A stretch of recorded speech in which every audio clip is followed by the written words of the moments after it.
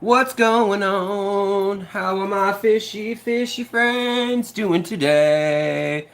It looks like there is some sort of schmutz on the camera lens. Let's get it off. Is that any better? Yeah, that's better. All right, guys, how are we doing? How is it going today? How is everybody feeling? Nice waiting room. We've got lots of people waiting. I guess that's what happens when I start to get a little more regular. Been eating my fiber. No, but I have been streaming on Tuesdays and Saturdays pretty regularly. I've been throwing in some extra streams too because we've been doing the whole membership thing and kind of just getting members on board. I'm also doing some extra streams. This morning, the video I released, I let members comment, see it, chat first. So we'll probably be doing some more premieres like that for members, just kind of playing with what I can do. I mean, I wish YouTube would give me this functionality for everyone, but I don't know. It's kind of fun to see the new features that I can use with members. I feel it's a bit of a bummer that it doesn't like go to everyone, but I tried to make entry as low of a price as possible, $1.99. So if you want to check that out, if you want to start seeing extra posts, I posted a video, just an aside for those of you who aren't members. You can probably still just go find it. It's called Queerer Than We Can Suppose. Queer as in the British or old-fashioned English term. Now, you know, it's the video is from Richard Dawkins, and I know a lot of people don't like him. I think he's kind of a jerk too, but he is brilliant, and he did invent the term meme, M-E-M-E, as in rather than a virus or a gene that is passed on, meme as in thought that is passed on or cultural thing that is passed on. And something that he talked about that I just wanted to touch on quickly while we let people filter on in as I feel you guys trickling into the pond that is the chat. They are did somebody say, are they going to say he was a kind man? No. Let's see here. Just looking at some of the chats. But basically, in this video, he points out the thought process that we evolved to understand our physical environment in a very specific way that makes sense to us. For instance, this isn't mentioned in the video, but this is something that I remember from an anthropology class and biology when I was becoming an archaeologist. So, humans in general, we have a spectrum of light we can see. I mean, obviously there's color blindness and things like that, but even our scope of what we can see is culturally constructed. And you may be thinking that what is that? Huh? So, a couple odd things to note. The word orange and the word blue did not exist in language until, or in written language at least that we can find, until quite a while after it was first invented, several thousand years. People would refer to something as sky-colored or, the color of water, so you see through it. There is not a lot of blue in the wild world. There is some. I mean, there's the sky. But that changes with clouds and things. And so when you don't have a word for something in so many languages, it just wasn't a word. Yet in the Song language, which is the Kalahari Bush people as they're commonly known, they have over 40 different words in the spectrum for green alone. And that's because it's so important to know, is that a sage green or is it like a light sage green? I mean, they're colors we don't have words for. And you may think, okay, so they've got a bunch of words. That's specific. I feel like I've heard something about Inuits or Eskimos having 50 words for snow or whatever, however that idiom goes. Well, it turns out that actually they, when given a test sitting down at a computer, and you have to arrange a bunch of squares of color in order of lightest to darkest, and it goes from, blue to red or whatever in the full spectrum. They could notice another 5 to 10, depending on the person, extra places of which order the greens should go in, whereas most people in all of the rest of the world at this time in the study couldn't tell the difference between most of those, like 4 to 6 of them. They were like, I have no idea. These look exactly the same. To them, it was clear as day that that's lighter, that's darker, that's lighter, that's darker. So it's a refinement to the eye. So in this video that I posted that I was hoping you guys would think about a little bit, it's the universe is queer. The quote originally is from the turn of the century, and it is, I believe that the universe is not only queerer than we suppose or stranger than we think it is, I think it is stranger than we can even imagine it is. So the quote is, it's not the universe is not only queerer than we suppose, it is likely queerer than we can suppose. And so I find that quote really interesting, just saying, like, what is it we don't know? We don't know what we don't know or what we're missing. And every organism is going to evolve differently. So a fish, we know that with the onodontodes or with lateral lines down their side and various seeing UV spectrum, we know that some of these fish have senses that are not within the human range of senses whatsoever. And to us, maybe we just didn't get them because they're not, it wasn't advantageous for us to know those things. But when you're underwater, it's very advantageous to be able to feel a pressure difference. You know, we feel the pressure in our ears when we go up a few thousand feet or a couple hundred meters or whatever, but they can feel like several inches of pressure. And that's very important for them to orient where they are. And in the video that I posted, it talks about bats a little bit, but saying that echolocation, and this video was from 2006 or 5, so I saw it when I was in school for archaeology, and I remember it making a lasting mark. That's how I found out about TED Talks, if you guys have probably heard of those on YouTube. They've gotten kind of off the rails now that it's been 15 years of TED Talks, but they used to be just the very best of the best speakers that were experts in a given field. Didn't matter what the field was. It could be being a rock star or it could be quantum mechanics. You know, it didn't matter. But they had him on evolutionary biology, and they were talking about how bats, they had guessed that bats, his guess was that bats, when they use echolocation, that they visually see that because their sight is not the best in the world in some species. Some species actually have okay sight, we're now learning. But regardless, they have this echolocation, sonar. And so they're able to use that echo reflecting and map it. Well, how do they see that map? I mean, we can't even really think about that. Like, it must be visual. That's what we're thinking, right?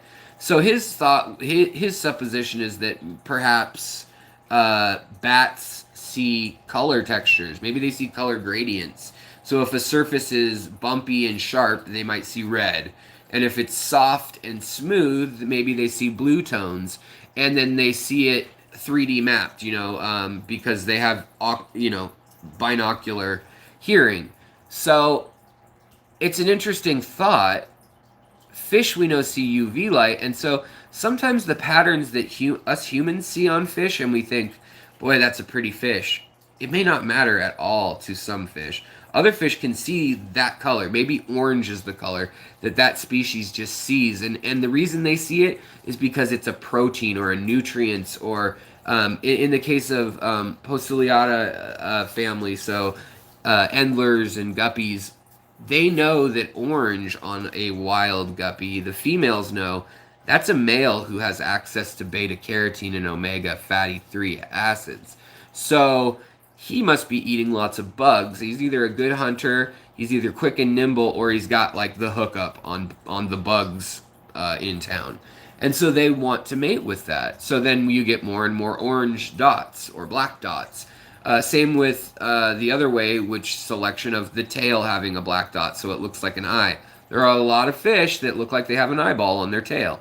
Well, it's so they can fool their hunters to not know which way they're coming or going. But I just challenge you guys all. I mean, I posted it obviously to members, but I wanted to challenge you all to think like a fish, to imagine what senses they may have that we may not, you know?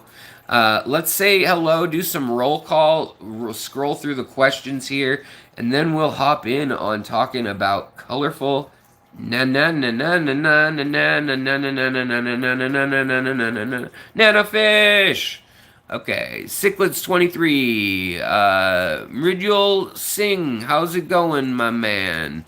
Cichlids 23, Muppet, Mary, Pat, Drench, Craig, here fishy, Janice, what's up, Craig? Craig, we got him.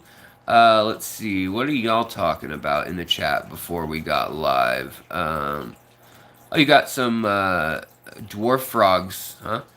Those are fun little critters. Let's see here.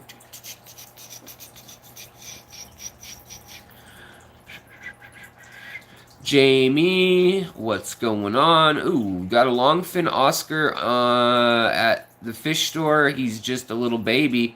Picking him up on my way home tomorrow. Right on, Pat. That's rad. They're pretty cool fish if you've got the space and know how to care for them. You know, a lot of people get them and think they're just, you know, cute little fish or whatever. Warning for anyone buying the longfin pygmy cories advertised by Alex. They're not full grown and delivered with torn and missing fins. What are you talking about, Chad? So, okay, let's clear this up. Let's clear this up.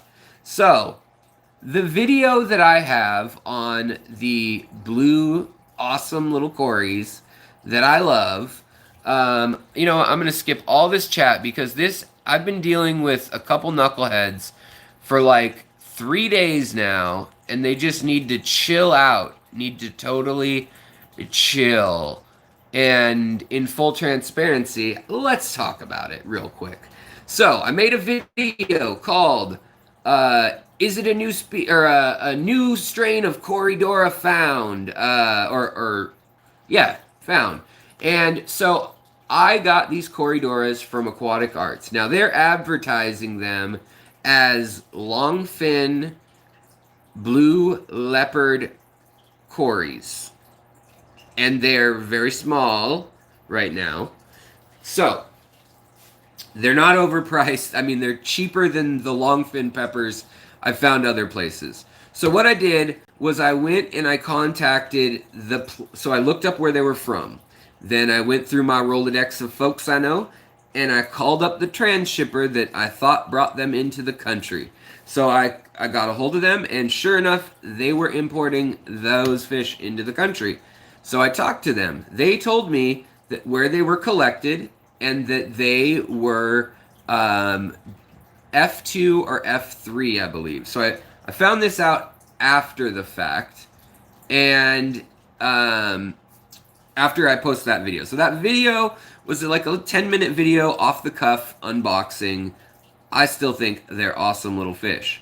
And I know a lot of you guys do too. And they're really pretty. They've colored up a really nice blue when they're in the sunlight and everything. Way bluer than I've ever seen those before. I've seen, you know, there's salt and pepper cories, and then there's pepper cories. And oh boy, so I was told that, first of all, this is true, and I still mess it up, and I'm probably going to still mess it up. Corydora is not a word.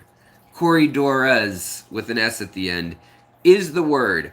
I received 47 emails saying, "You effing idiot, this is how you spell cories." So I was like, why is this happening? What in the world happened? And so I knew something was up. So then I thought, well, I better look into this, you know. I'm not like a cory expert. I'm not the cory channel. So I better double check did I say something messed up in the video. So I looked at it, and I talked to my friend Eric Thomas, who we've chatted with on the channel before. He's the guy who kind of discovered and did all the research on the venom in the cories. When he was in Seattle last time, I was his chauffeur. And I'm saying that playfully, but got to hang out with him all day, tour fish stores, and talk to him a lot. I talked his ear off, probably annoyed the hell out of him. But in any case, we've stayed in contact and everything. And I talked to him afterwards, and he said, "You know what, Alex? There are long-fin Corydoras in the wild, but as of yet, we haven't found any with quite that long of the dorsal fin and not that long of the pectoral." And so I thought, okay, so if they told me they're F2 or 3, that means they probably crossed them with domesticated, as we say, or, so that's another thing. They're not domesticated, guys. There's only 13 animals in the world that you can truly domesticate. What they are is modified, selectively bred by humans. And also, I wanted to clear up, if you guys care, and I want to know from you guys. You can tell me right now in the chat. I was told by about 15 emails and or comments. So the first thing I did, let me stop myself, is I killed the link. I made it so no one can search for that video. If you already commented, because there were so many people saying, "I love this fish, tell me more about it," I saved that. So I didn't delete the page. I killed it. So it doesn't count towards any money or anything. It's not getting more views, monetization, anything like that. I'm not making anything money off of it. And I took it down because I thought, it is nitpicky, but if that many people are mad about the Corydoras thing, then I will take it down and inspect further, because clearly we have some Corydora fans watching. Oh, I just effed it up again. Corydora is not a word. Corydoras! I've been saying it so long that it's just how I do. Chad, thank you for the super chat. No hating. Just, they weren't advertised as adult size on the... They weren't advertised as adult size on the channel. Still love what you do.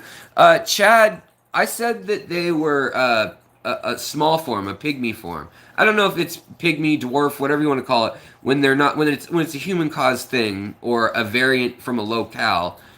I asked specifically because I'm friends with the people who ordered them in.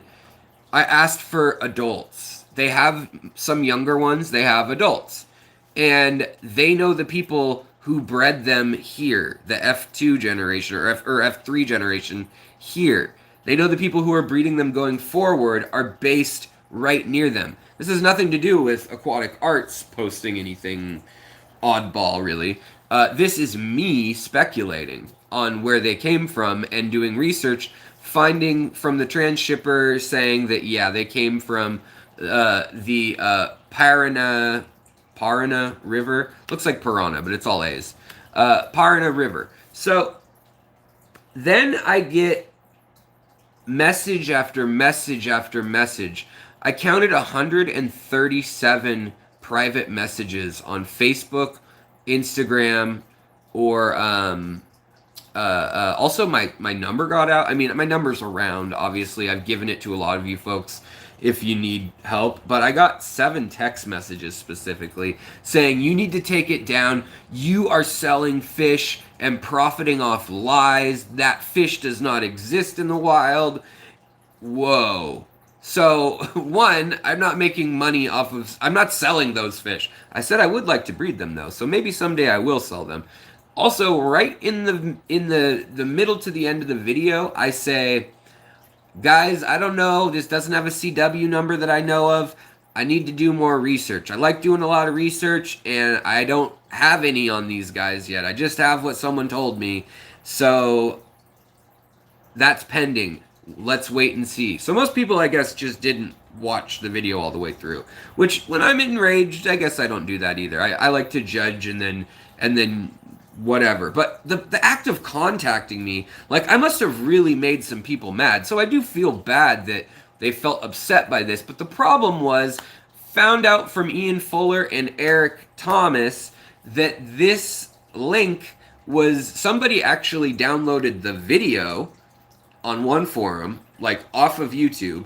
Someone took the thumbnail. So right now the thumbnail, even though the link is dead and you can't find it unless you have the exact URL, and that's so that people commenting to one another, you guys, a lot of my really old-time subscribers, so I could still chat with you guys, and so that if I got the correct info, I could update it. But I'm just going to clear it up here and kill that thing for good, because it's just a headache. It's been a headache. So basically, yes, Corydoras is not, or is the way to say it. Corydora is not. Okay, that was the majority of why people were mad. The longest fin does not exist in the wild. That is a human trait. Now, even by F2 or 3, it can exist, according to Eric Thomas, who is a very, very expert dude on Corys. Also, it's okay to say Cory or Corys. You just can't say the full word. The other thing is, so this is a problem in the hobby, that Corydora julii and Corydora trilineatus. I keep trilineatus. You guys have seen them, and I've done whole videos on this. Where so Corydora trilineatus has like lines down its body that are dots, and then it has kind of dots and like crazy puzzle piece patterns all over its face. Whereas true julii cories have dots, and they have them in rows basically. So that's how you can tell them apart. They're really similar fish, but every pet store seems to be marketing false juliis as juliis when they have a name, which is trilineatus, which means 3 lines, which makes sense because they have 3 lines of dots down their side. So, in any case, this has been something that's been a controversy, a talking point, whatever, for a long time amongst diehard catfish people. Well known. I have a problem with it because there are 2 fish that people are calling julii, and people are paying different amounts for the fish. Now they're pretty much the same price just because they're common, but especially when one was newer than the other in the hobby or more plentiful, they were different prices, and people were getting fooled into thinking they were getting a julii. So when I say in my video that's on the species spotlight, when I look into something for a video like that, when it says species spotlight, you know, and then the thing, not an unboxing of like, check these out, I just got them.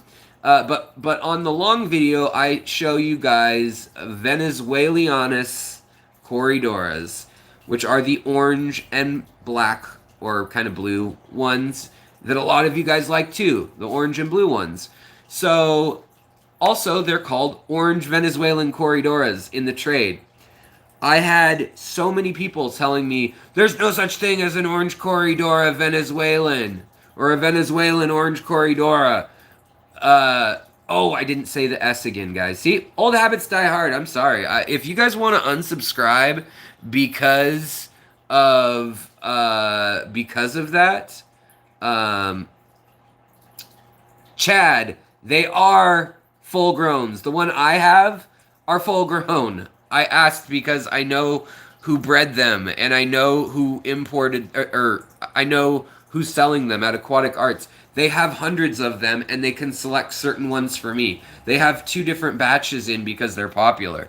So, in any case, looking at what you guys are just saying, just because I'm curious, but I won't go on and on forever. Yes, I agree. Never use one person as your source of information. The problem is, it was very hard when something is new, in that I've never seen blue Corys that blue. That was what really got me, was the blue. The size, I was like, oh, they're probably just babies. But then when they told me that they were blue and a smaller variety than the normal, because actually, peppered Corys get kind of chunky, usually, compared to some other Corys. But yes.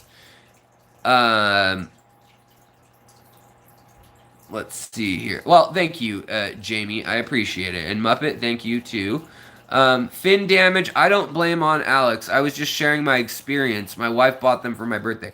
Chad, where did your wife buy them?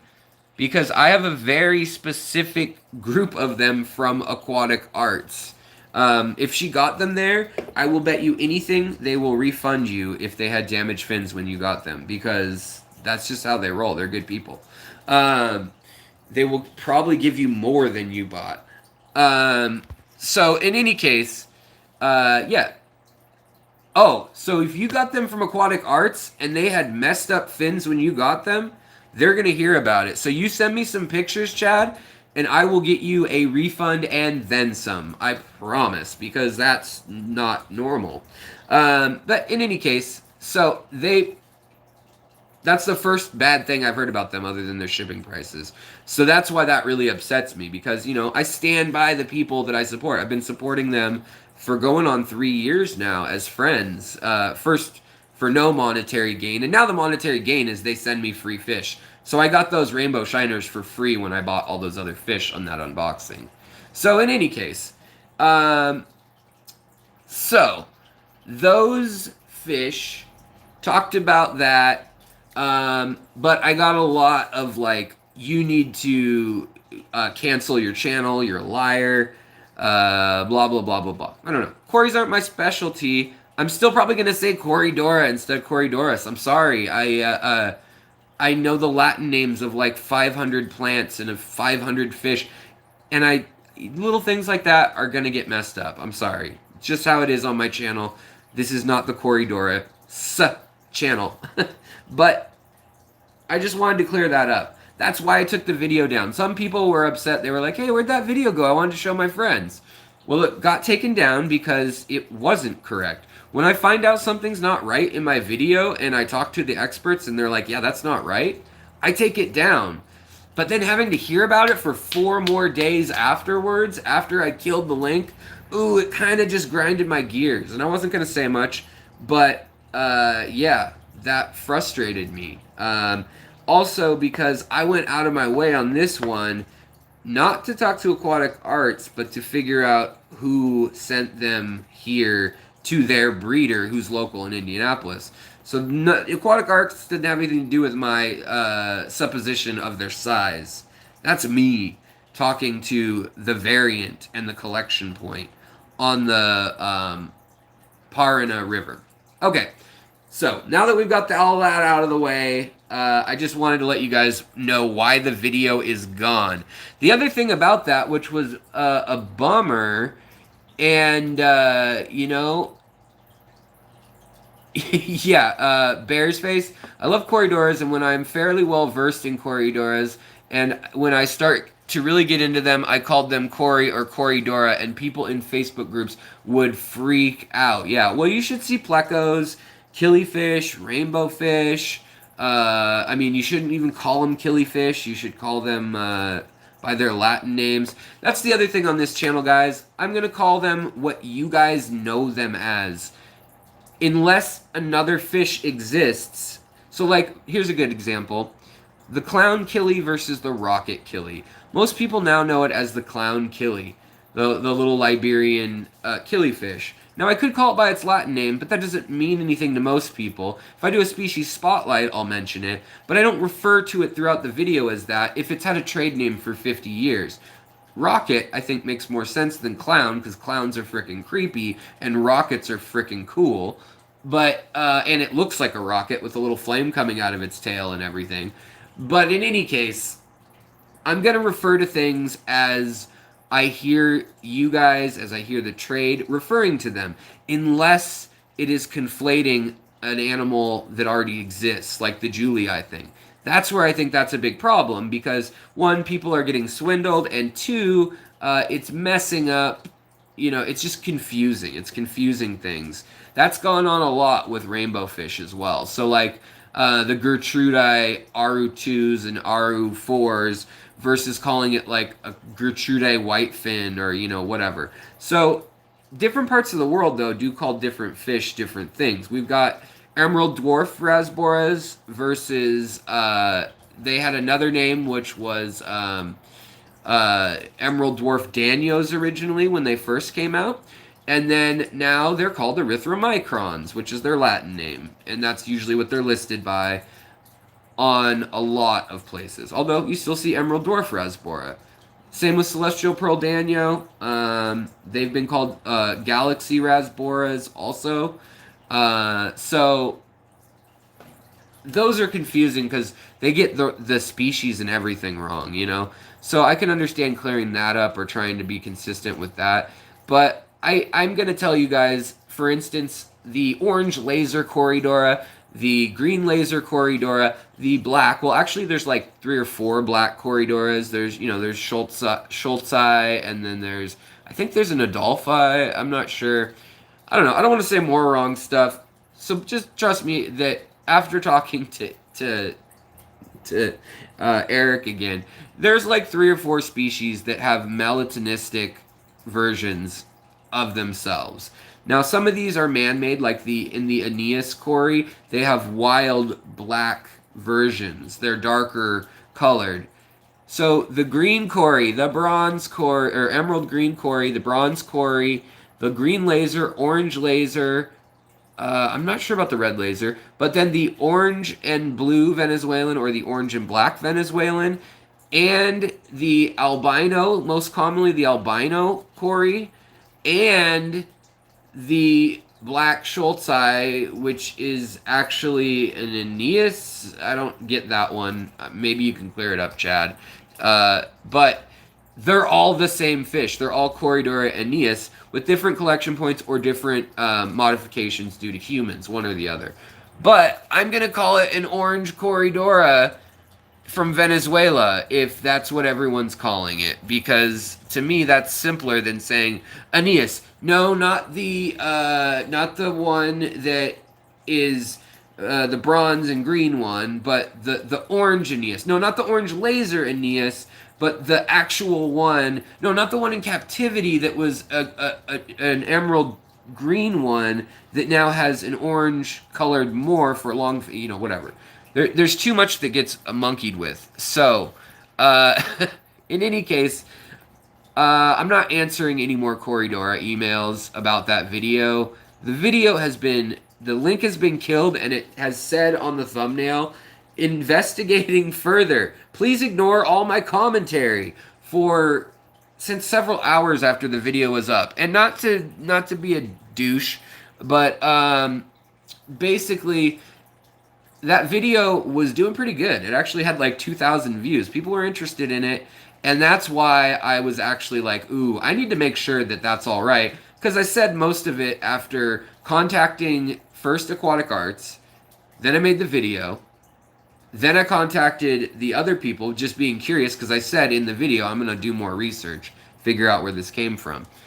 And then they tell me, oh, it's part wild, part domestic, but in the wild where we catch it, it's very blue, and that's why we crossed it. It's very blue, and it stays a smaller size. Those were the things I was told.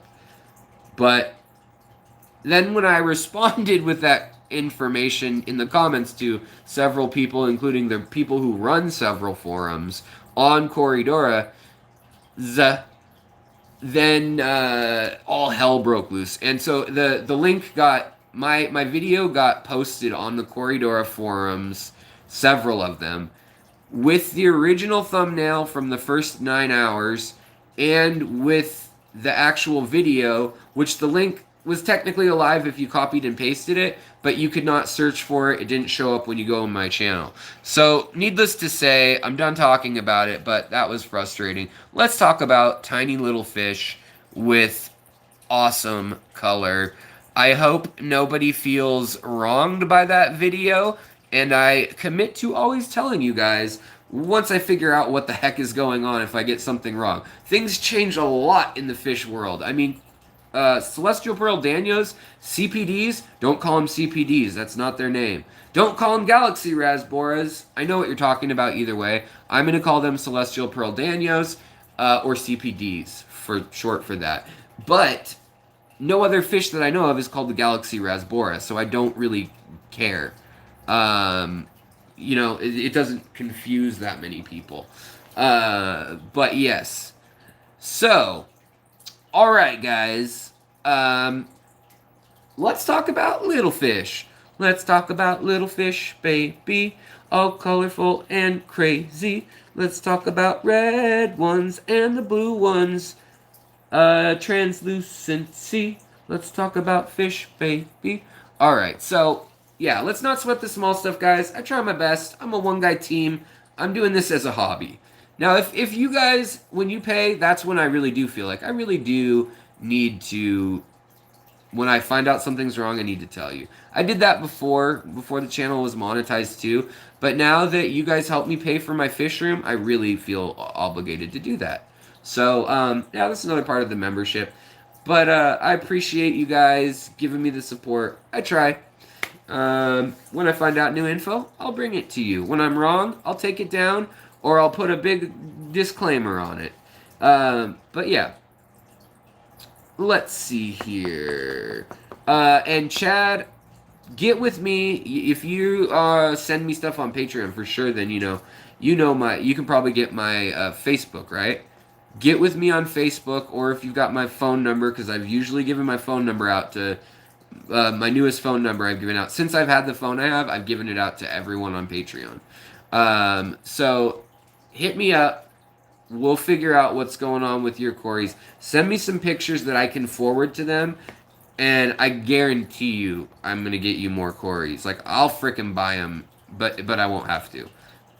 They will make it right, because this whole thing's silly. So, let's get rockin' in the free world. So, first of all, speaking of people who are very particular... Boom. Dr. Axelrod. He probably had nothing to do with this book. I'm not gonna lie. I don't know. Maybe he did. He was a busy guy. He ran like a bunch of magazines and the biggest magazine in the hobby, and he's out discovering fish and like hooking up with hot broads and driving his Corvette around town. A lot of people don't like this guy, unfortunately. I don't know. I never met the guy. But this book is a killer. This is the Bible. Just like Aquarium Plants by Crystal Castleman, the new one, is the Bible of aquatic plant photos and info. This is the one that has every fish that was known of, at least by 1993. So it doesn't have like CPDs. It doesn't have... It's missing like 400 species we have in the trade now. It doesn't have a bunch of the Corys. It doesn't have a bunch of the plecos, stuff like that. But that book, I got it for $2 at no, actually it was $8. But I had credit, so I only had to pay $2. So, love that. I would say my favorite tiny colorful fish... Sorry that took so damn long. I just got a little heated, and I just needed to let you guys know what was going on, because, I do this for free. I try my... Or not free. I don't mean free. I get... You guys give me donations, and I am very grateful of that. I do this... It's not a living. Let me say it that way. I do this because I love it. And I've been doing it for 3 years before that. Chad, I understand. It's all good. It's just... When people post something on a forum or whatever, and then I have to hear it from everyone, and then people who don't know anything about me or my channel just hear that this guy's a liar and he's selling a new fish as something else, I'd be pissed at me too if that were the reality. But I'm not selling them, and the information I had is the information I had. And as far as the way it looks description, it's pretty correct. You could argue over if it's a true pygmy or if they're just smaller adults, or if I got hoodwinked there or something, or they did. But I'm just saying, yeah. Also, I have brain damage. Good point. Yeah, I got hit by lightning 2 years ago. So I feel like I'm hanging in there. All right, guys. So my favorite colorful little fish, if we're going to talk about it, my favorite, like, bright colored little fish has got to be the peacock gudgeon. Not telling you the Latin name, though. That's extra money. So, Bear's Face, what's the actual name of this Corydora you speak of? I'm sure Chad can type it out, but it is the Pilatus, or I think I've heard people say Pilatus, like the L's somewhat silent in Latin for some reason. Don't know if that's true, though. Pilatus Corydoras. and they're sold out at the moment at Aquatic Arts. But the transshipper sold them to 4 other companies in the U.S. that sell online, and I promised not to say who the transshipper was because they're all secretive. He has another facility in Argentina, another one in Peru. Like, there's a bunch of transshippers, and then they kind of all sell to the big transshippers in mostly Peru, and in Brazil as well. But apparently, there's 3 other stores that have them in the United States. The transshipper would not tell me, and there's kind of a language barrier there when I chatted with him, so I couldn't understand what he's necessarily saying with everything, anyways. But yeah, so I would say that my first, like, the most colorful nano little fish that you're gonna find is going to be, and their common name is just a long-finned, peppered cory, not salt and pepper, but peppered, and pilatus, or yeah, you guys can spell it, pilatus. So in any case, I think that those have like every color in the rainbow, and when they're spawning or happy or eating, they're really, really beautiful. Also, next I would say, and this isn't a nano fish, but I want to include it just because it can go in a 10 gallon, it can go in a 15 gallon if you set it up right, is some of the cribs, so the Pelvicochromis and Nanochromis. You don't want to do a giant crib. You probably don't want to do a pulcher. Those are bigger cribs. But like the Nanochromis, well, let's go look at the Nanochromis, and we can probably look at the cribs real quick too. They work out just fine in a little tank. This is a bigger tank, but come out, female. She's back in here. They're beautiful. They have every color under the rainbow, and there's a lot of variants. There's Maliwe. So this is another one that actually I am pretty well versed on. There she is. You see her back there? She's about 2.5 inches long. She's got a big fat belly, and she's got some babies in there with her too. Just so you guys know that's what was the little thing swimming around. The father's probably not going to come out. He's hiding back there with her. He might dart out for some like defensive stuff. And there's algae on the bottom here where I'm trying to film her through. But that's her not even colored up. That's her just chilling. So she's very pretty. And that is a Pelvicochromis bipindi crossed with a pulcher, which is weird, and I caught a lot of flack already years ago when I crossed those. It was so that the pulcher, I could get it smaller.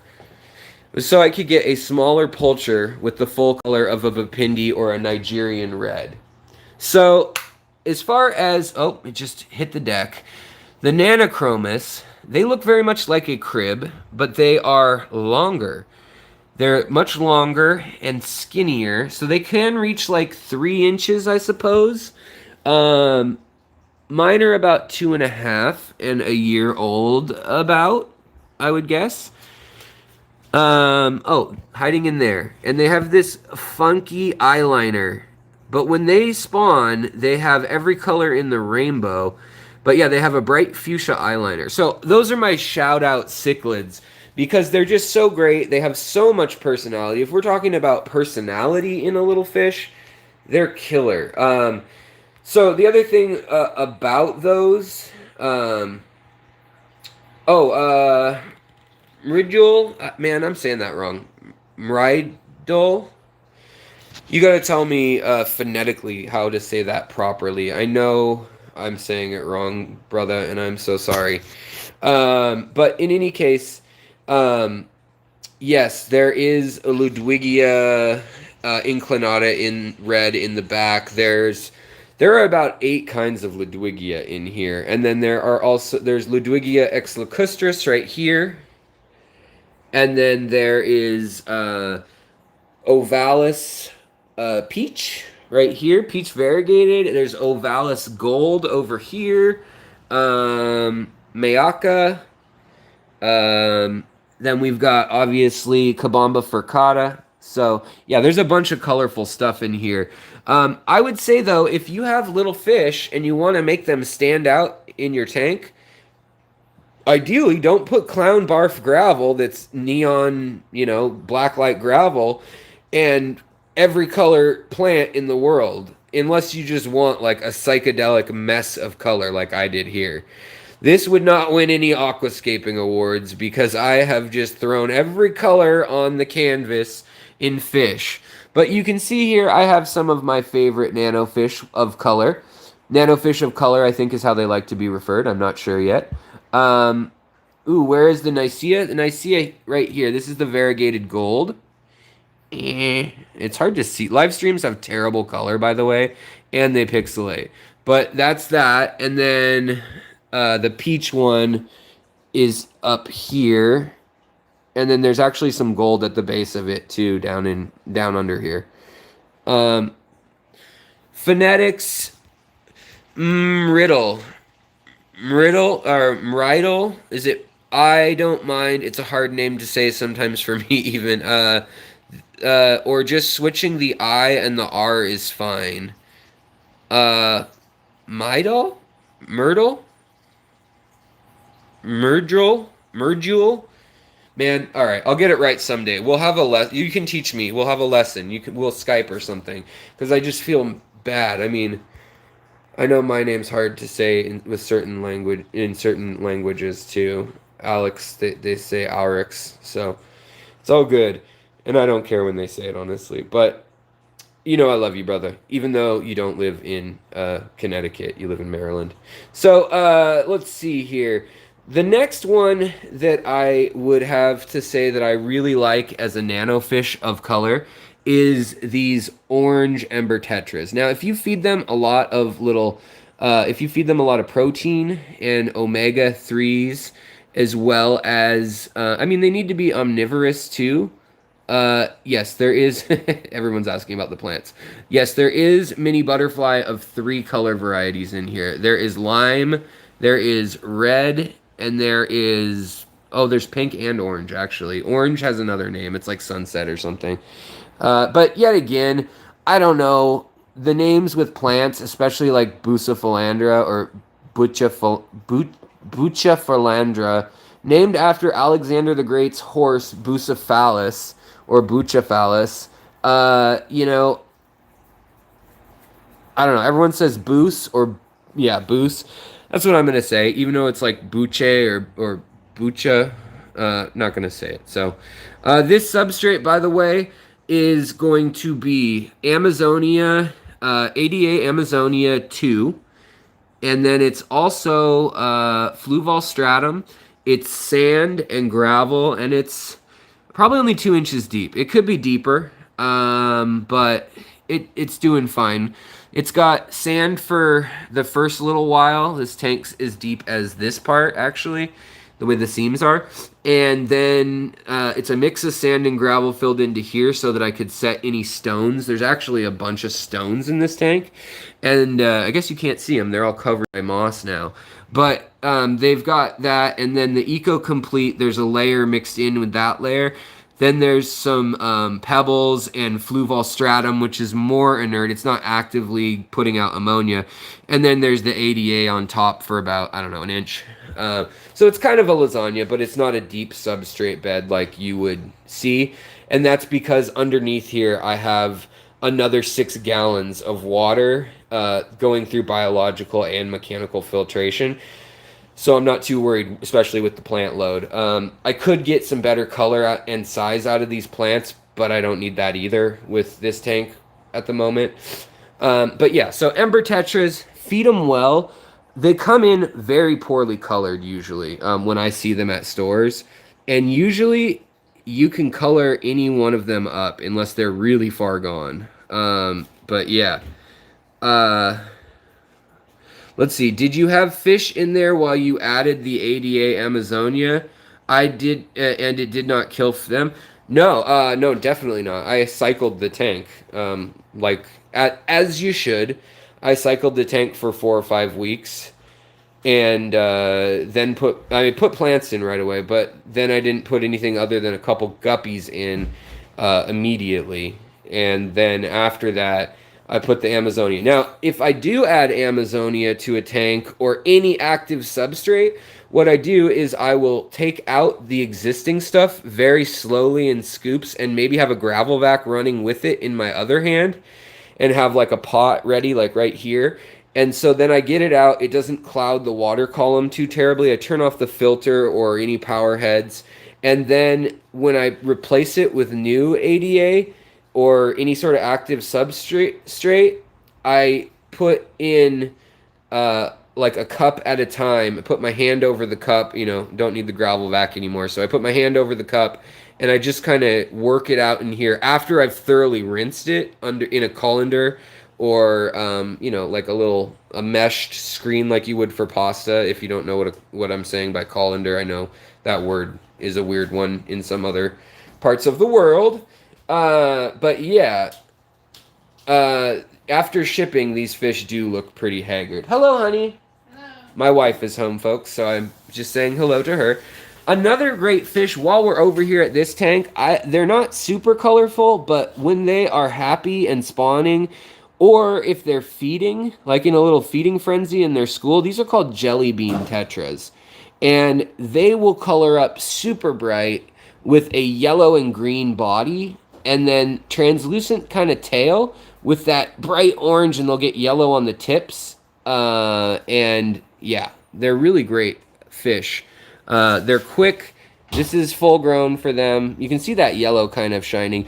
There's no natural light on them right now. The blinds are closed, but when it's on them, they really are kind of special. But this camera won't pick it up anyways. Now, the fish that obviously I should have mentioned before everything is guppies and endlers. I mean, honestly, these blue pandas, rainbow endlers, whatever it may be, as a nano fish, that fish, males are going to be the most innocuous, peaceful, for the most part, chill little fish that you're going to get, as far as one that's going to hang out in the front, be nice and colorful.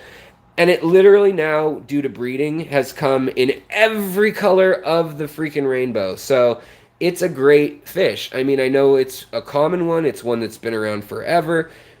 But you can get endlers and guppies in just about any color combo and pattern you want these days.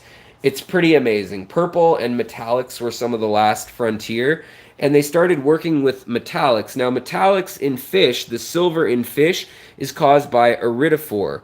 And so we all know that chlorophyll is in plants that lets them convert light into energy. Well, pigmentation, or chromatophores, as they're called, the cells that have color and can either show more of it by expanding with water or less by closing. They're just like pixels on your TV screen. So if you don't understand how fish change colors, it's either by blood flow or by flexing those by osmosis and water getting through the cell membrane, because animals have cell membranes, not cell walls, so they can let water come and go. And so that cell membrane expands, and so then the red becomes more dilute if it was a red pigment. And then right next to it, they might have a blue pigment, and most of the time it's constricted and just a little pinpoint, so you don't see it. Well, maybe when that red goes to pink, the blue expands, and all of a sudden the fish looks purple instead of red. Well, when this is done thousands of times across the skin of the fish, you actually see that. And that's a chromatophore, is the name of the cell that changes colors. This is how octopus also do it.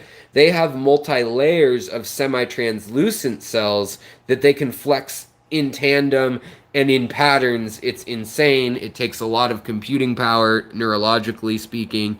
But in any case, so that is what these fish do. And when you see that kind of iridescence, that's caused by iridophores, not by the actual pigmentation usually. Now, iridophores, and that can give a fish a lot of beauty. I mean, even just like a rainbow trout, that's going to be more due to iridophores with slight pigmentation underneath and then blood flow causing that tissue to be vibrant. But what it is iridophores are little cells, but they actually are, there's no air and no water in them. They have to be an air-free vacuum, basically, and a crystal forms shaped like, kind of like the, oh, here we go, like the Pink Floyd prism. And so this little crystal forms in iridophores made out of guanine and taurine, which are basic biological building block enzymes. And when light shines through it, it refracts. And depending on the way that that crystal was built in that fish's body, in those cells, in its scales, will depend on what colors we see and the angle and all that. And that's why under the microscope, a lot of times fish skin is like textured like this. And if you look at a hologram, not a hologram, but you know those, I don't think we have any toys that have it around here, but where you look at something from this angle and then you tilt it and it's a woman like sitting and then it's a skeleton from the other angle. It's like that. From different angles you can see it differently. Like these color up kind of an orangish red on the gourami. And on the tail you can see it's doing it already because the light is refracting through it. So with these little colorful fish, we see them colorful, but some of them see color, others don't. It depends on what kind of fish they are. Now here's a little yellow honey gourami here, or sunset gourami sometimes they're called. There are two different species, but this is a honey gourami. And this little guy, this is the male, that's the female. You can see the male has the black on the chest and the iridophores that look bluish kind of color in the light, but they look black in the shadow. It kind of looks dirty or sick, actually, on them. But that's a pair. And that's another fish. This is full grown, next to my finger. Good fish for a small tank also. So I just thought I'd share that one with you too, the honey gourami. It's also relatively peaceful. Now, powder gourami, this is not a small nano fish. Not as peaceful, but the females, which this is, are more peaceful than the males. This is an albino cribensis right here, and they have lots of iridophores. It's a true albino when you look at its eyeball, but it may be crossed with some leucistic tendencies because it has yellow, so it may be just missing the dark pigment.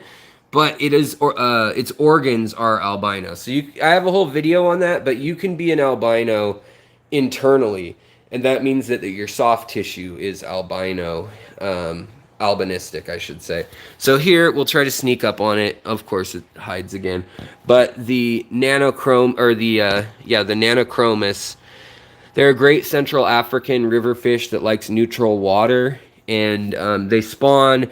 They're community lovers. They're a great one.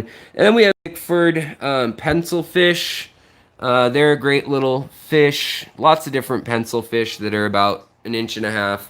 They're not the best color, but they're very bold. They have red and black, or silver and white, or, you can just see. And they'll school together when scared. Problem is, all these fish are spoiled and none of them are scared, so they don't school very much except for the embers.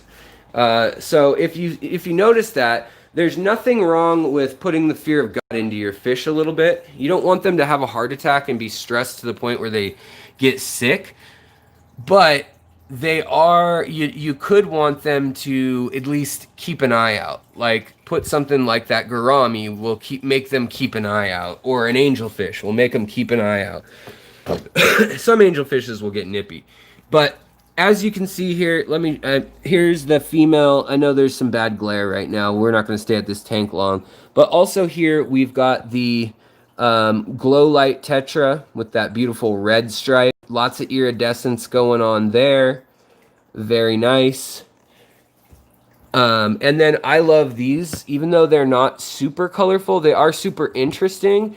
And they do reflect every color in the rainbow. And these are right here. There's a female in front and a male behind her, 2 males behind her. These are reed tetras. And there's the male right there. See, he came up, so the mom must be down. Or, wait. No, never mind. That is still the female. Here's the male. I got confused. I'm looking at with my eyes something different than with my camera. But yeah, female and then the male. Well, they color up even better. Their babies must be back in there somewhere because they've bounced from their back corner. But yeah, the reed tetras and the glow light tetras, they school really well. The glare is terrible, so we're going to stop looking at that one. However, what we are going to look at before we go down to look at more real fish is Hi Lee, how's it going? Pseudomagills. We have those in my tank, but I have a feeling there will be glare. There will be blood. There will be glare. These are Pseudomagill luminatus. They're a very pretty one. Furcata is also another pretty one. I also think that the rocket killifish is another pretty one. That's very small and never hurt a fly. So we'll take a look at that real quick. Could I put one small angelfish in my 75 blackwater with tetras, or will it eat them? Oh, yeah, no, that's totally fine. Tetras go great with angelfish. They live together in the wild. They're usually pretty sly and quick. They'll usually get away from your angelfish for the most part. Honestly, the fish that get terrorized by them are like guppies with long fins or other angelfish. They just have a hell of a time.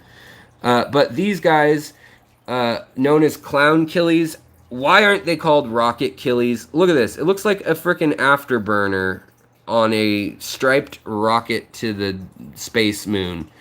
Chevy Fish, thanks. Yeah, if you guys are interested in buying some fish from Aquatic Arts, might as well get the discount. And also, when you buy something, you get entered into the giveaways that I do. This summer, we gave away a few $100 and lots of fish. And over the winter, also in the spring, we gave away 400. And then in the winter, we gave away 1,700. So hopefully we'll do something big again this year. They're expanding, and everyone knows that the economy's taken a bit of a beating, but they've still been pretty kind to our channel. We are definitely their favorite folks. I guess you guys are very polite and very loyal, and I appreciate that from you. I expect the same from them, and I usually see the exact same from them. As of today is the first time I've even had any sort of little problem, but it sounds like we haven't addressed that fully. It hasn't worked its way through the courts, as they say. Let's see here. So, the other little killies that I love, and these aren't too hard to breed either, it's just their eggs are teeny, is going to be these guys, the Epiplatus annulatus. These guys sometimes only live for 3 months, so I don't recommend them for most fish keepers. Oh, it could be, yeah, it's a good point, Ken. They could be called clown killies because they have, a clown loach kind of pattern. They kind of have like a yo-yo loach or, dojo loach pattern too, or chain or border. I mean, I guess there's a lot of loaches that kind of have those patterns. Or a panda loach. They have the exact same pattern. Alex, why does one of my glow light tetras only hang out with zebra danios and not other glow lights? Well, I think glow lights are a lot like people. I think sometimes fish are like people. They don't have like a self. They don't understand themselves in mirrors. We know that. That's why bettas play with their own reflection and like flare up and go nuts, right? Well, because of that, not knowing themselves, they also don't look down and say, oh, look, my right fin is blue like these other ones. So as long as the other fish are accepting, it's very common for fish to school with another fish. Now, sometimes the school of fish will kick them out. That's the limiting factor.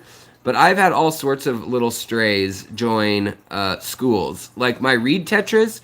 If you guys get reed tetras, Corydora habrosus, Corydoras hasbrosus, will totally join them in schooling, which is weird to me. They're different. I mean, maybe in the wild they overlap somewhere, but yeah, they will play together and school together, and it's really fun to watch. So that's one of my favorite combos. But these guys, I can't even start to tell you how many of these things there are.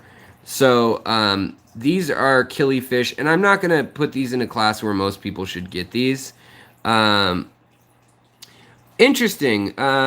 Mickey M says, or Mickey M, or Mick Chem, I guess, whatever, Mike Chem. Hi everyone. From what I know, the honey gourami was scientifically described twice. They believe the males were one species and the females another, but maybe not in that order.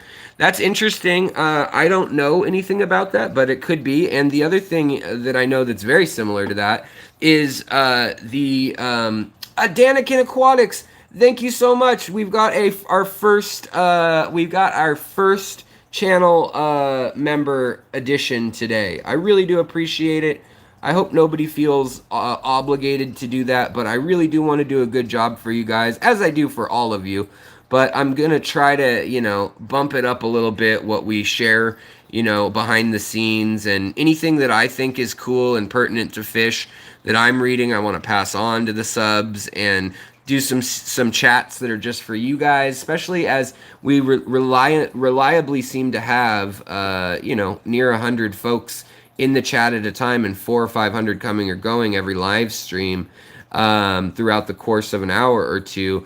I want to make sure that those of you who are here routinely and do decide to support what I'm doing, my creations, which is I'm trying to do 4 videos a week for everyone, and maybe a 5th with how that will go, or behind the scenes stuff for members kind of thing. But also I'll be announcing giveaways and codes. There's some new laws online about publicly announcing things versus if you have a membership to something.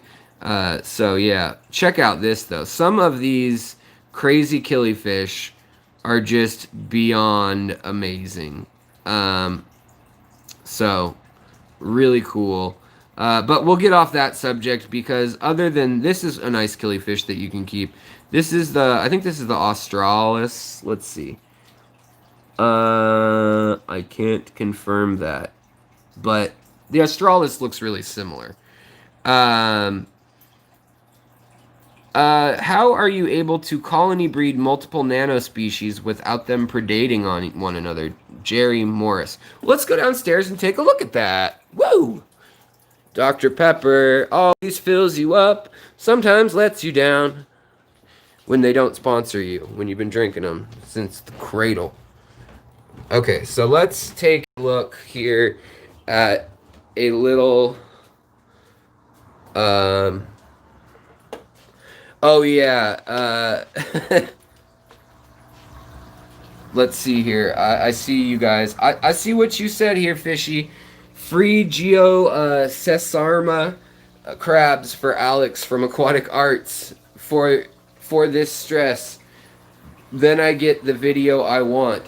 I will ask them about those crabs. They asked if I wanted some. I didn't have the money to buy them at the time, so I didn't order them. But such is life. So hopefully I will get some soon, because they have probably the biggest selection I've seen, actually, of those little crabs, the freshwater vampire crabs. And they've got fiddler crabs, and they've got all sorts of Pacific Island, Christmas Island, in the Andaman Sea crabs. Let there be light. Okay, so talking about multiple species breeding in a tank, a nano tank. So this is the least amount of planting you can do in a tank to have that happen. So in here, check this out. My females have big old bellies on the Danios. There's a male. He's got big yellow fins, a little bigger. But if there's a female, she'll come by. And you'll see her little pot belly. So what I do is I feed them well. I feed them live fish, or live bugs. There's the big female who's ready to pop. So I would grab her, and I would grab him. I would then put them in a breeder box. Well, actually, I put them in 2. Put them in 2 breeder boxes. Keep them apart for a few days to up to a week or 2, depending on the species. And then I would put them together, feed them some live food at night, and in the morning I would put them so they're underneath here, so it's not intense light on them. And they'll drop eggs, and I'll put moss in there, and then I'll kick them out, and the babies can swim out when they're done.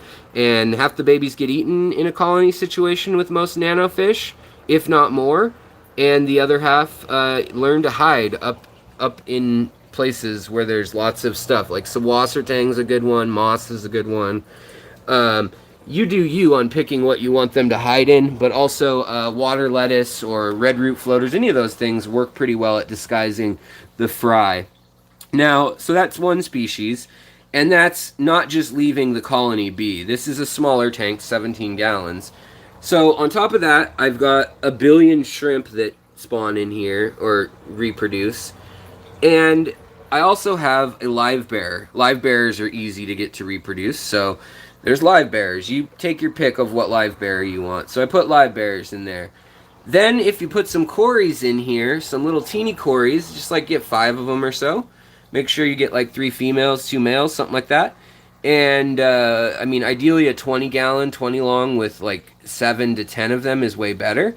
But you can do that, and then what you do is you do a cold water change. So I'm doing this right now as we speak, but it's not for cories. It's for a lake inlay Danio that's in here. But a lot of these little fish wait for the wet season, and so what you do is you let the turn the heater up.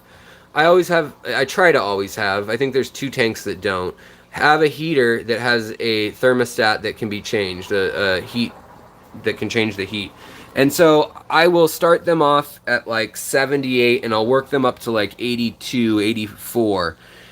And then when I do the water change, it'll be like 72 degrees. It'll equal out to like 75, 76. And the TDS will plummet because I've sucked out more water and I've evaporated it. So right now the TDS is starting to get really high in here.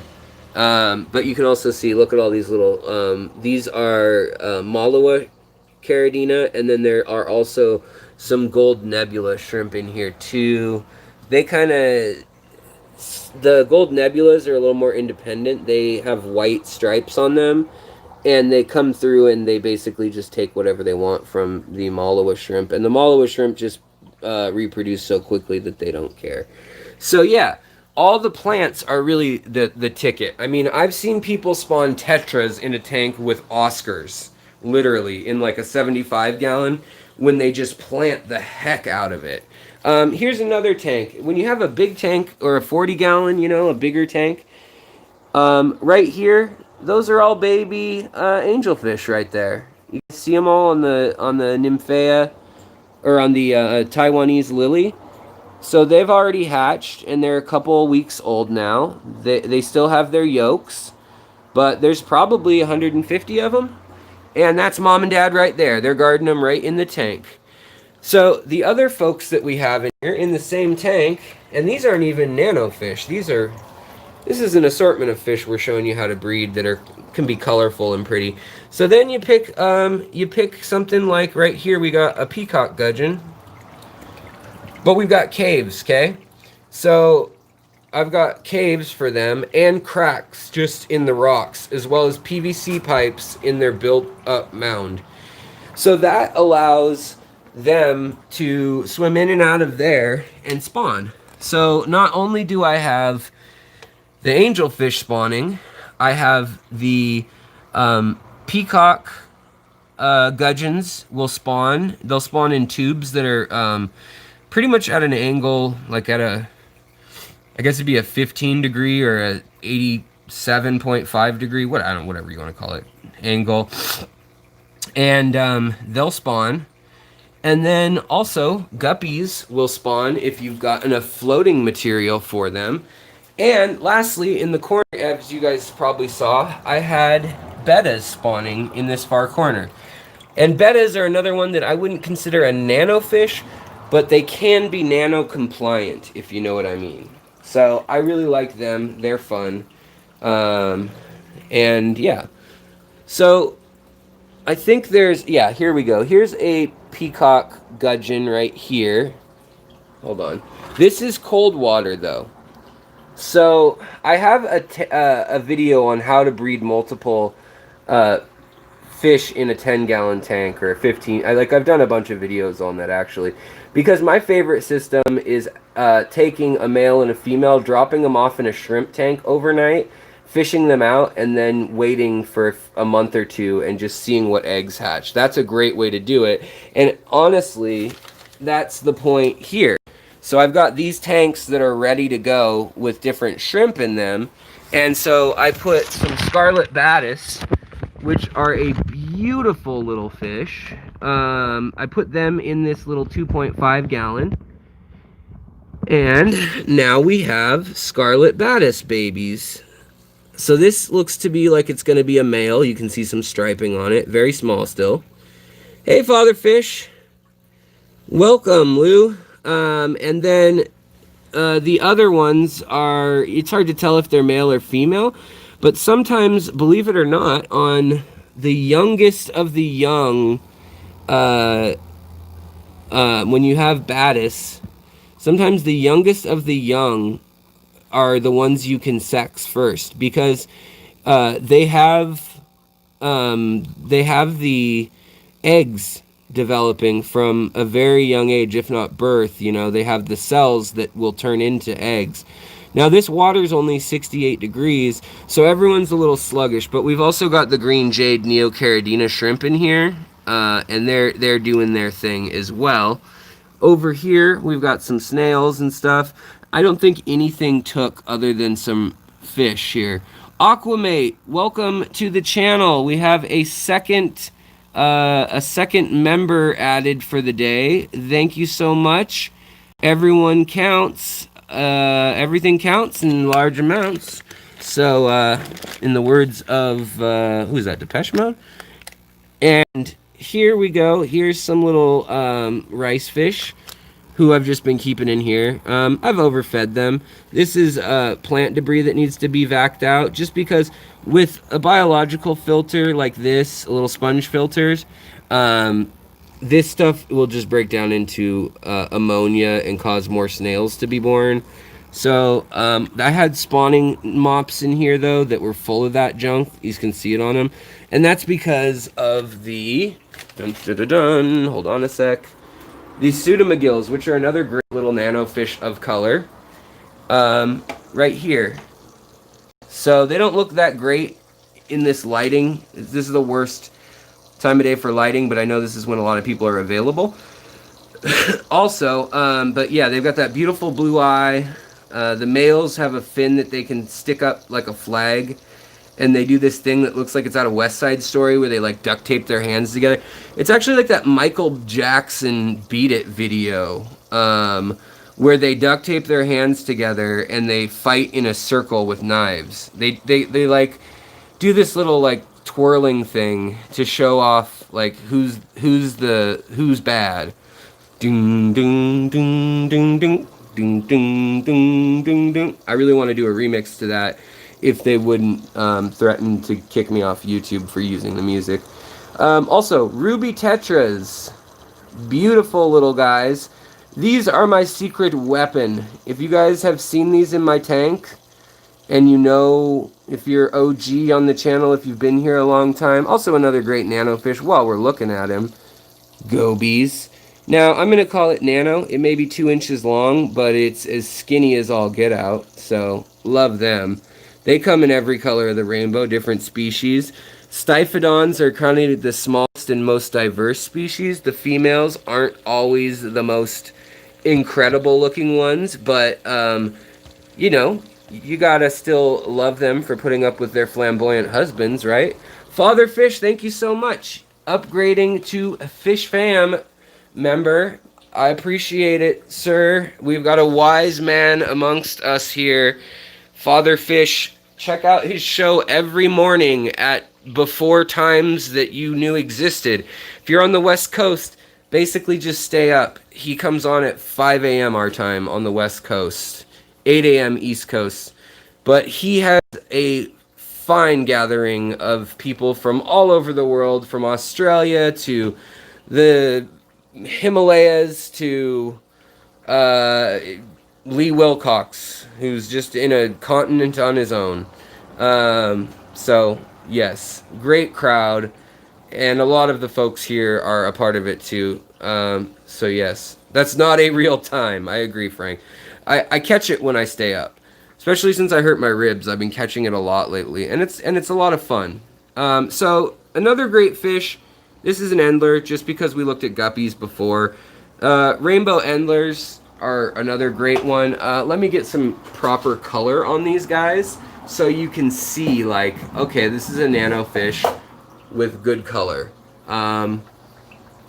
Let's wait for him to flare. But they have in them, these ones, every color from purple, yellow, white, black, red, and you'll see it at times when the light's just right. So I've got some pictures on Instagram where you'll see all the color spectrum. Also, platies, mollies, swordtails. Swordtails are not nanofish by any means, but they all the live bearers other than Gudgeons have pretty nice color. Half-beaks are the other live bearer that doesn't necessarily have the best color, but they're a little longer than a nanofish. But half-beaks are very cool as an oddball animal. Now these guys are barred line African dwarf barbs, and I love them too. I can't remember their Latin name off the top of my head, but they school very nicely. And there are a lot of these little multi-lined barbs out in the world, but these are the African pygmy or dwarf ones. Another great fish that happens to be in here, sparkling gourami. These can have great color if you feed them enough omega-3s. They really need that to get the nice sparkliness. And yeah, they're great. Another great little fish too that's also in here, and I don't know if we'll see it, and I'm not going to torch... Oh, there it is a pea puffer. He doesn't look so happy. Although I did just put the light on him, and he's hiding under all this moss. But the little pea puffer's asleep, it looks like right now. We have a couple pea puffers in here. They sleep in their own designated spots, and never the two shall cross. So that's kind of interesting. So another great one, while we were talking about it earlier, are going to be the erythromicron or the emerald dwarf rasbora. I know you don't see the color here, but they can be beautiful bronze and green colors, as you can see right here. They've got that spot like we were talking about, which helps them avoid predators, because predators think that's an eyeball and they don't know what to do. And when you see a fish with a spot on its tail, it's likely a very active fish with its tail. It's probably a very flauncy fish. It probably uses that to its advantage. So that's just a nice little thing to look at.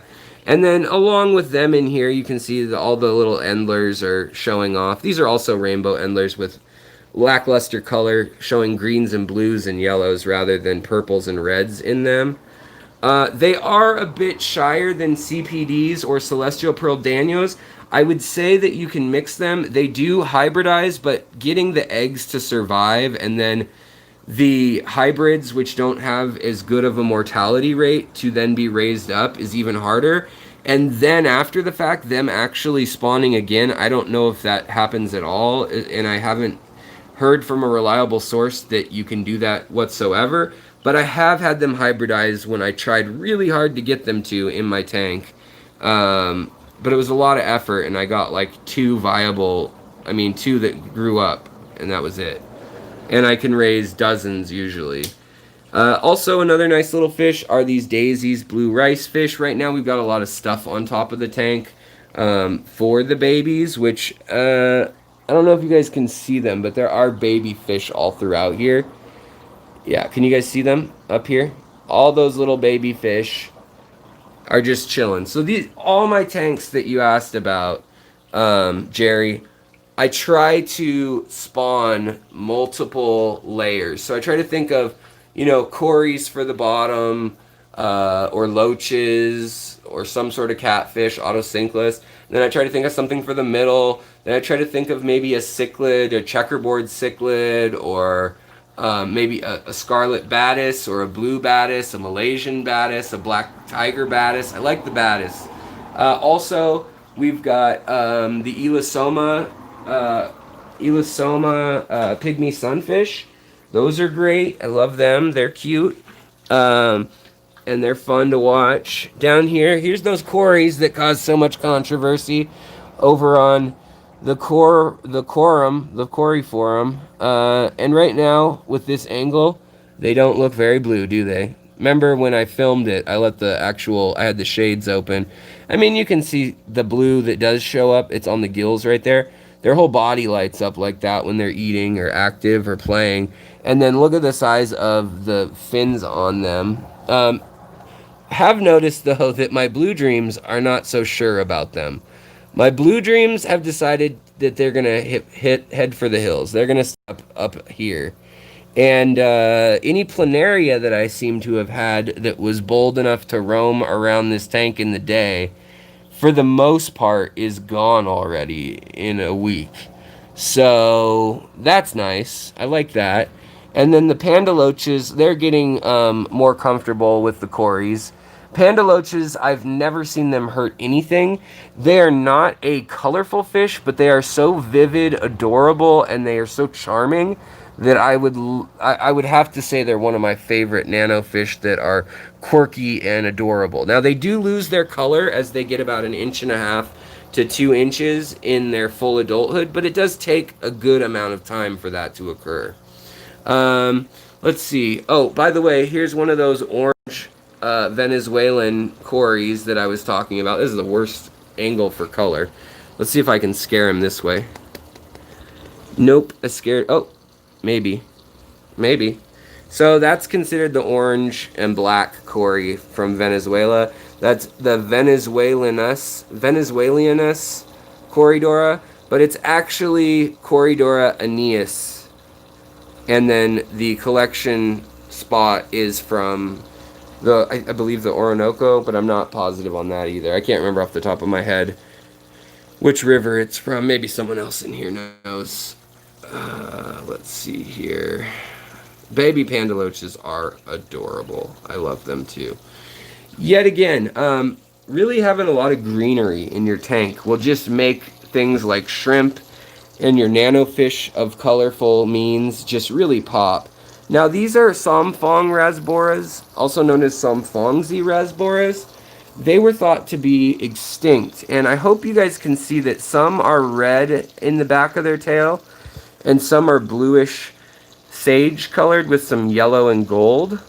You see that orange one that just swam by? Those are the males, the orange ear ones.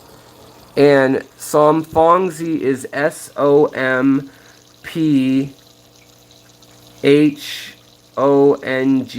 I believe. I can't write it down, so it might be wrong, but Samfong, like Vietnamese.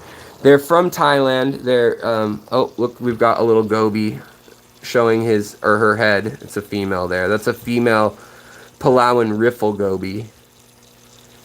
Just poking up, seeing what's going on. Now, I was told recently on Father Fish's channel by Andres, who spawns lots of fish, every fish. He said he spawned the panda loaches too, which is really cool. The trick with these little loaches and gobies is to give them a little tube. Like you could use a pen, like a highlighter, and take out the guts of the highlighter or a little piece. Yep, there you go, Drench. That's perfect. And you could take that out, put it at an angle, mount it in the sand, and then at the bottom you want it longer than the fish is. They'll lay their eggs, apparently, and drop to the bottom. I cannot confirm this in that I have not done it, but I trust the man who said it quite well. His YouTube channel is unbelievable, the things he's pulled off. So, yes. But the Samfongzi Rasbora was down to 3 individuals, believe it or not. And they brought it back in Germany I believe it was at, what do you call that place? Aquarium Glacier. So earlier I talked about the way fish sense things, and that's what that link was for members. But that's a lateral line. That's a lateral line. It's a split lateral line is what we call that, when it runs down the length there and then up there. And that senses electromagnetic fields, that senses pressure, and we don't know, but it may also sense, the entire Earth's magnetic field to help them orient things, kind of like some birds and other fish do. And then they also have an organ in their ear per se, which is kind of right there. And I believe it's called an ostrocod or an ostrolith. And that is a little calcium stone that bounces to and fro. And in fish, especially like tunas and other fish, we can cut that out and see how old they are because it lays down like a pearl, a new layer every year. And also we can kind of see, oh, this fish schools to the right if they only school to the right. I don't know why they would do that, but we can tell certain things from that, as well as deficiencies and things like that. Thank you. Otolith, which means stone of the ear, or ear stone, I suppose, hearing stone in Latin. Lith for lithic.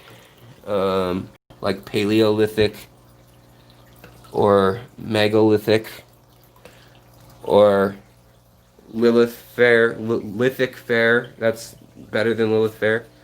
So those are the ones I have. Oh, also I'll show you this too, because the new crop of Venezuelan orange, as I'm gonna call them still, Corydoras, they're coming in. They're getting bigger. They're cute. They're cute. They're hip. They're cool. And the Little Red Riding Hood shrimp. But yes, Mary, thank you for your positive energy and awesome attitude. You are a cheerleader among trolls. I'm not calling you guys trolls. I'm just saying they exist. Have I raised Corydoras similis? Yes, I have. It's been a long time, though.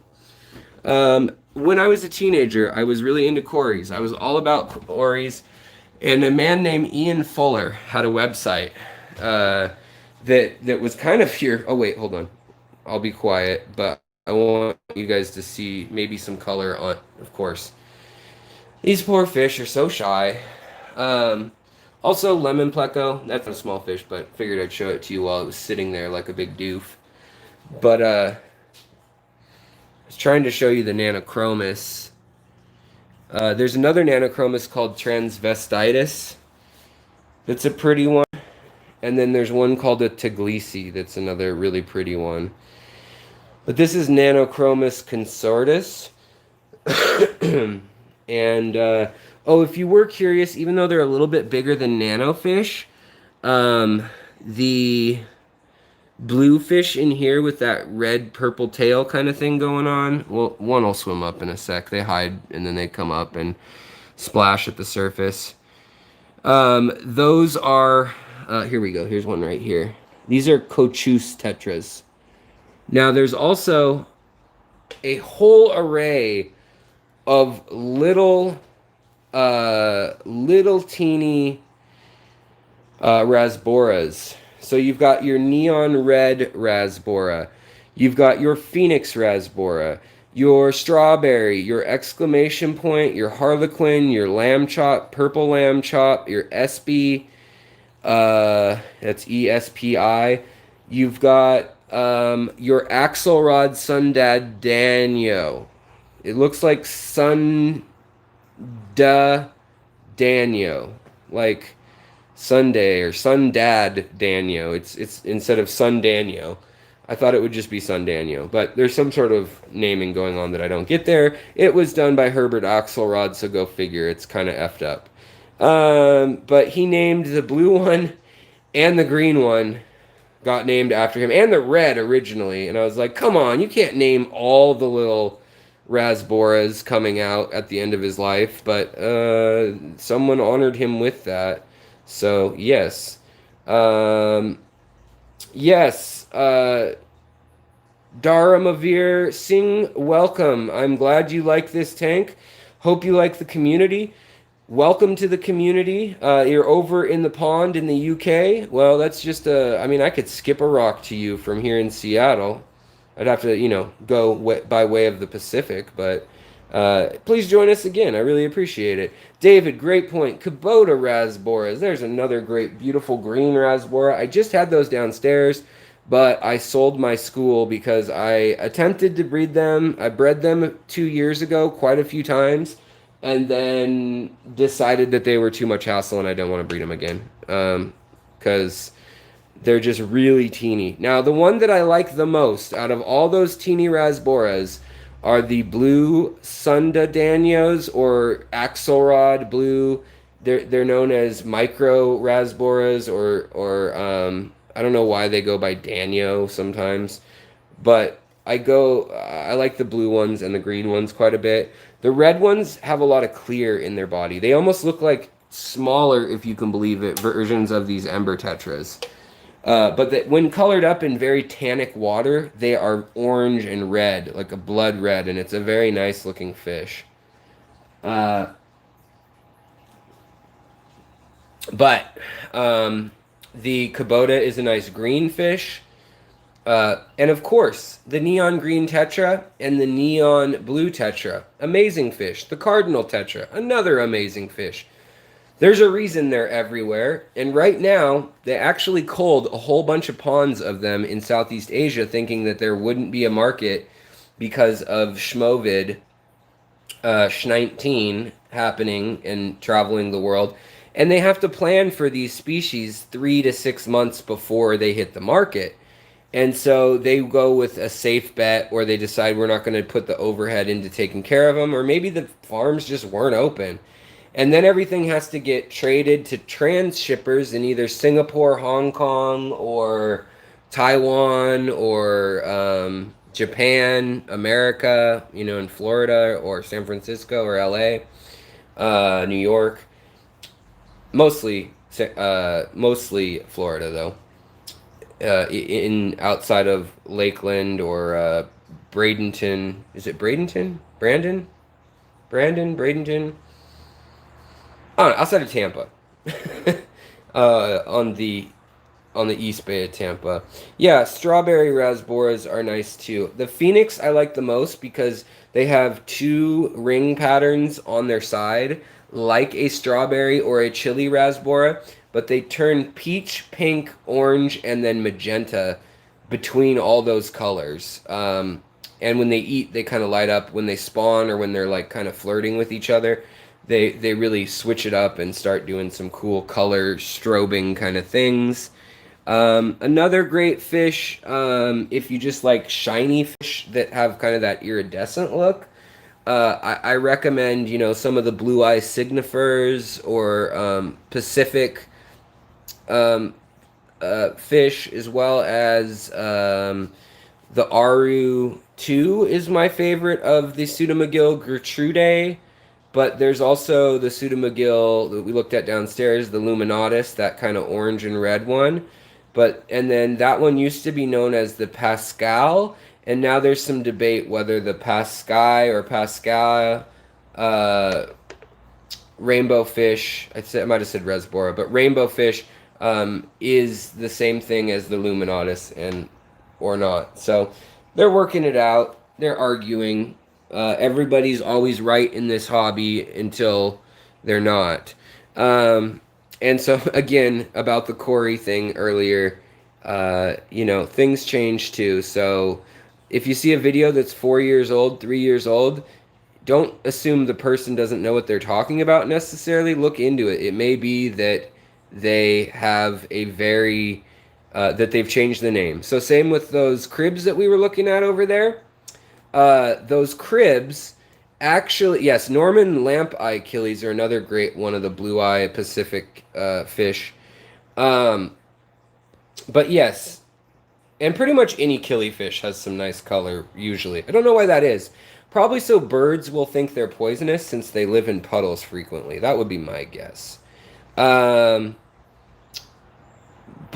what was I gonna say? Red Phantom Tetra is nice, yes. I mean, if we get into the Tetras that are mid-size, we will be here all day. But I like Tucano Tetras. I like, Bleeding Heart Tetras. I like Glass Catfish. I mean, there's a million little fish that I love. I just wanted to point out about 30 or 40 today of some of the more colorful ones. The Peacock Gudgeons, the Australis Killifish, and the panchaks, killifish, and guppies, honestly. But as I was saying, I'm going to be wrapping things up. So I wanted to thank you guys. If we have any more folks who want to hop on the membership train, I'm going to be I'm going to be getting off here in just a couple minutes. I got to catch the crazy ass debate going on, I guess. I don't know. Maybe I'll go to the beach instead. Probably go to the beach. My wife was like, I don't want to watch any of it. I'm so sick of it all. But we'll see. But I got to get off, and for that reason, amongst others, you guys have been awesome. Thank you, moderators. Thank you, friends. Thanks for bearing with me. It's great that we've got over 100 folks coming and going in here. Got 88 likes, so hit that like on the way out. If you want to be a member, check that out. And if you don't, I'm not taking anything away from the channel. So the channel, if you didn't know that we had memberships, I'm not stealing anything away from you. You just might be missing out on extras. It's really just, I appreciate what you do. I feel like here you go. And you know, you can do it for 1 month. You can do it for a few, whatever. It doesn't matter to me in that sense. But it's very nice of you. So I appreciate all of you, all you active Pepling Creek, Cichlids 23, Muppet, Mary. You know who you are, you wonderful people. Ridgel, and your average fish keeper. Hello. It's a beating day here in Washington. Yeah, it's hot. Beautiful. I thought beating, like the sun is beating down, is what I was assuming you were referring to. Yeah, it is very nice outside. We could go to the beach instead of watching two old, rich white men fight over people they don't care about. That's just my opinion. That's all I'm going to say about that. But I will talk to you guys later. Have a wonderful day. Take care of your fish, of your plants, of your people. And, of course, take care of yourself. Because if you don't do that, you can't do any of the other stuff. And I think if we all work towards that, we will have a world that is twice as good as the one we live in today. So let's all work towards that. It's a full moon tonight. Let's party. Let's take our clothes off and run down the street. Let's dance in circles like heathens, pagans. And look out for your shrimp and fish breeding. Leave the window open. Let them get some moonlight if they've got the angle. My shrimp always get super buried up on full moons. All right, guys. I love you all, and I mean that. Love to you all. Take care. I'll talk to you later. Thanks again for all the activity, be it intelligent comments, inquisitive questions, generous super chats, and new members. You guys feel free to click that join tab if you're curious how to do it, or go to the link in the description. Also, there's shirts with art on them that people have been posting up. But if you want to go to that Teespring link, it doesn't say anything about my channel. It is just, I make somewhere between $3 and $7 off of each of those. If it's a big hoodie, I get like $7. If it's a t-shirt, I get anywhere from, well, actually some of them, the cheapest t-shirt I don't make anything on. The other ones I make like $3 or $4 on. And it's just artwork of fish with wind-up fish in the front and biological or anatomical mechanized looking fish on one side, and then the other side has the wind up. So there's the wind up. Sorry guys, I lost my words.